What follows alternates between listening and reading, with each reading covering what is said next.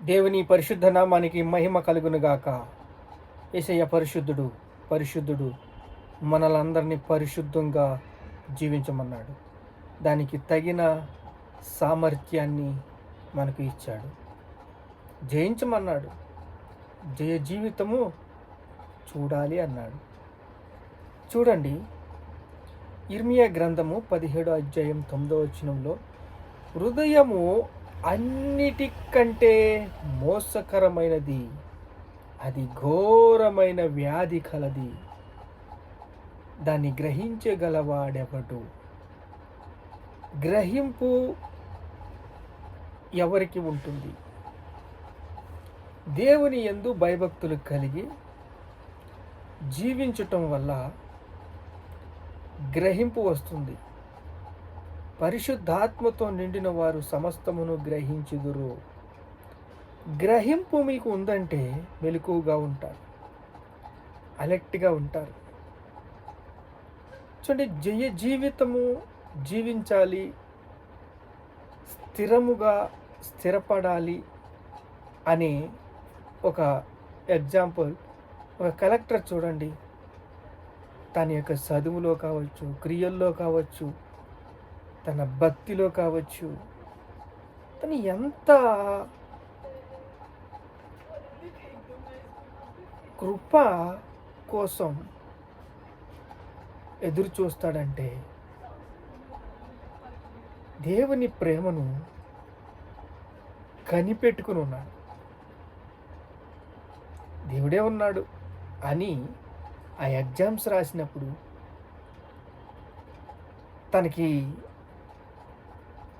ఆ ముందున్న సమస్యలు తాను జ్ఞాపకం చేసుకున్నప్పుడు తాను ఎంతో వేదన పడుతూ ఉంటాడు, హృదయాన్ని సరి చేసుకుంటూ ఉంటాడు. చూడండి, 78వ కీర్తన 37వ వచనం ఏం చెప్తుందంటే, నోటి మాటతో వారు ఆయనను ముఖస్తుతి చేసిరి, తమ నాలుకలతో యొద్ద బొంకిరి. దేవుణ్ణి ఆరాధిస్తున్నాను, చర్చికి వెళ్తున్నాను, గుడికి వెళ్తున్నాను, నేను భక్తిగా ఉంటున్నాను అంటే కాదండి. హృదయ శుద్ధి గలవారు ధన్యులు. హృదయ శుద్ధి, దేవుడు హృదయాన్ని చూస్తాడు. ఇప్పుడు మనము నోటి మాటతో ఆయనను ముఖస్తుతి చేసి ఆరాధించి, పాటలు వస్తున్నాయి కాబట్టి ఆరాధించి, దేవుడు వాక్యం వస్తుంది కాబట్టి వింటాం కాబట్టి, ఈ పై జీవితము భక్తి జీవితము కాదండి. పరీక్షలు ఉంటాయి, ఆ పరీక్షల్లో అపజయాలు ఉంటాయి, నిరాశ ఉంటుంది, భయము ఉంటుంది. అన్ని ఆటల్లో కూడా ఓర్పు మిమ్మల్ని ఎలా నిలబెడుతుందంటే, మీకు తగ్గ ఫలాన్ని ఇవ్వాలని. అంత మాట ఓటమి ఎందుకు వస్తుంది? దేవుడు దాన్ని అనుమతించాడు కాబట్టి. దేవుడు అనుమతించిన ప్రతి విషయంలోనూ చూడండి, అపవాదికి లోబడి జీవించినట్లు జీవించండి అని తిమోతి రాసిన పత్రికలో ఉంటుంది. యోబు కూడా అపవాది పెట్టే ప్రతి బాధను భరించాడు. మనము ఎందుకు ఆ అనుమతి ఇచ్చిన ప్రతి దానిని భరించాలి అంటే, ఇలా ఉండకూడదని. ఎలా ఉండకూడదు? నోటి మాటతో వారు ఆయనను ముఖస్తుతి చేసిరి, నాలుకలతో ఆయన్ను బొంకిరి. పై భక్తి జీవితము. అయినను 36, 78వ కీర్తన 36, అయినను వారి హృదయములు ఆయన ఎడల స్థిరముగా ఉండలేదు, ఆయన నిబంధనను నమ్మకముగా గైకొనలేదు. ఆయన నిబంధనను నమ్మకంగా గైకొనలేదు. ఆయన నాలుకలతో బొంకారు. ఆయన ముఖమును,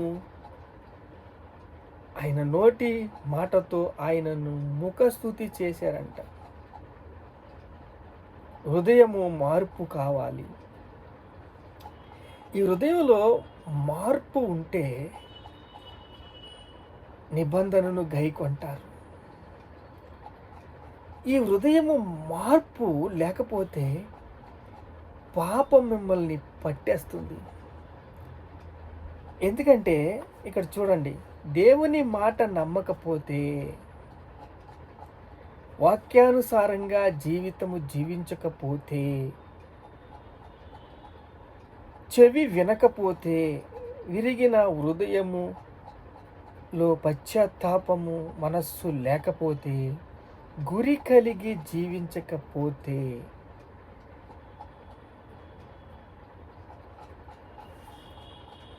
మీ యొక్క తడులన్నీ కూడా పాపానికి కనెక్ట్ అయిపోతాయి.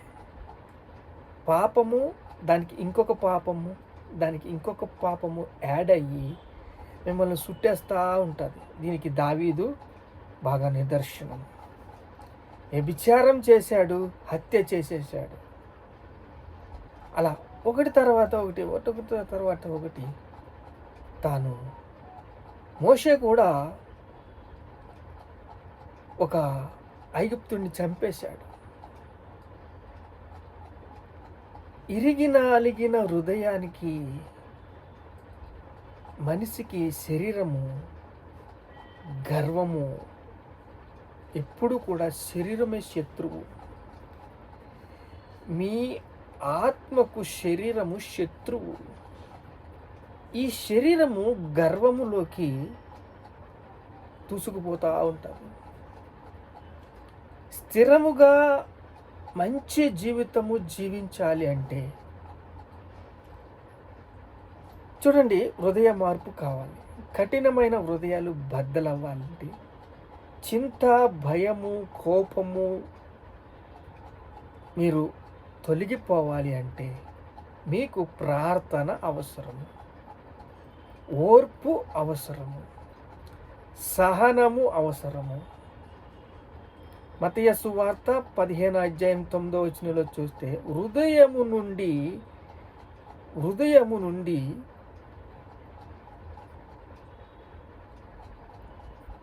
నోటి నుండి బయటికి వచ్చినవి ఏంటండి?